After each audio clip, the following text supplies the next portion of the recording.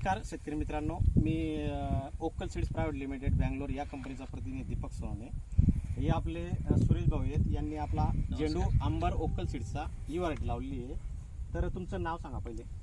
नमस्कार, मी सुरेश हिरामन गावंडे, राहणार गावंदपाडा, तालुका पेठ, जिल्हा नाशिक. इथे खेड्यावरती मी एक शेतकरी आहे. मोबाईल नंबर सांगा तुमचा. 94 23 60 21 29.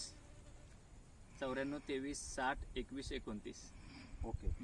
तर मी काय म्हणतो सर, तुम्हाला आता तुम्ही बऱ्याच वर्षापासून झेंडू करता. किती वर्षापासून झेंडू करता तुम्ही? 7 ते 8 वर्षापासून झेंडू करतो. 7 ते 8 वर्षापासून झेंडू करताय. हा झेंडू तुम्हाला पहिल्या वेळेस लागवड झाली तुमची? हा, स्टार्टिंगलाच पहिल्यांदाच म्हणजे असं आहे. ही झेंडूची व्हरायटी कोणी सांगितली तुम्हाला?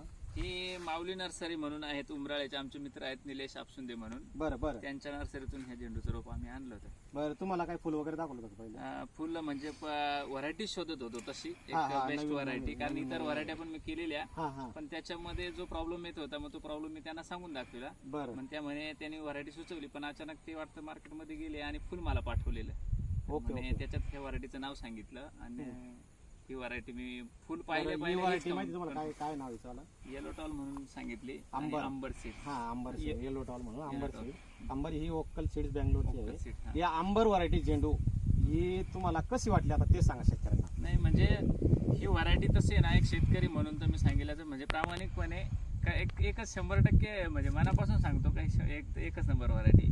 क्वालिटी काय तुम्हाला काय आवडलं याच्यात खासियत? काय याच्यामध्ये खासियत असं आहे की मेन म्हणजे जो बुंदा असतो ना फुलाचा, तो जेव्हा असं फुल पूर्ण उमलतं म्हणजे त्याच्या पाकळ्या पूर्ण उमल्याच्या संपून जातात, तर त्यावेळेस इथं क्रॅकिंग जातात.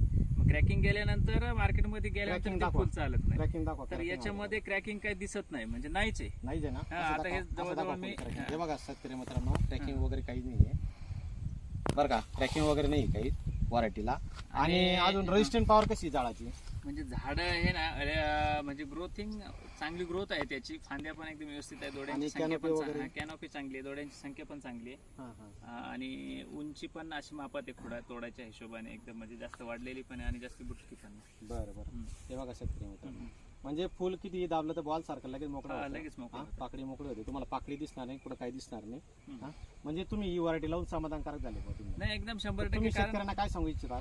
नाही, मी शेतकऱ्यांना एकच सांगेन का आपण जर फुलाच्या शेतीमध्ये आहात आणि बहुतेक तुम्ही जर वर्षभरामध्ये फुल शेती जर करत असाल तर मी ह्या सीझनला लावली, तर आता कंपनीला माहिती बाकी बारमाही चालणार आहे. तर मग मी म्हणजे माझ्या स्वतःचा एक्सपिरियन्सने सांगेल का 100% बाकी व्हरायटी सोडून ही व्हरायटी जर चांगली लावली तर उत्पादन पण चांगलं मिळेल आणि क्वालिटी पण चांगली म्हणजे त्याची आहे. आणि ही व्हरायटी अंबर लावली पाहिजे. अंबर लावायला पाहिजे आणि लांब न्यायच्या मग थोडक्यात जर मार्केट लॉंग ट्रान्सपोर्टेशनला पण चालेल ही, तर त्याच्यामुळे मी समाधानी आहे का ही व्हरायटी मी ह्यावेळेस सुचवली तर केली, चांगलं वाटतं.